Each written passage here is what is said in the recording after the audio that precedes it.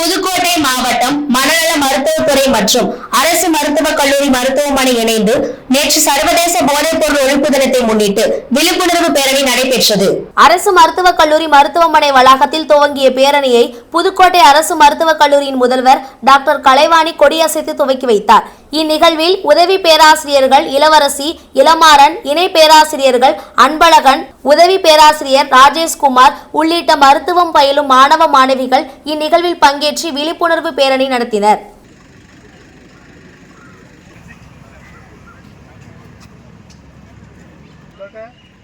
போதைப்பொருள் ஒழிப்பு தினம், இதனை முன்னிட்டு ஒரு மக்கள் விழிப்புணர்வு பேரணி இங்கிருந்து தொடங்க இருக்கிறது.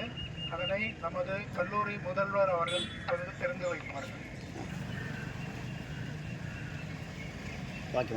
கொஞ்ச நேரம் எல்லாம் சொல்லுங்க. அப்படியே பூந்தோட்டம் போதையால் ஆனது போராட்டம், வாழ்க்கை என்ற பூந்தோட்டம் கொஞ்சம் நல்லா சொல்லுங்கம்மா.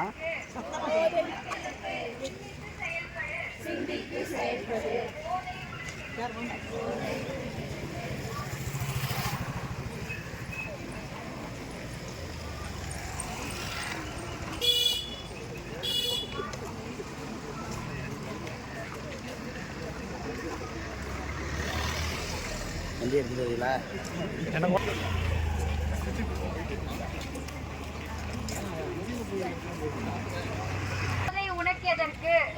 உனக்கெதற்கு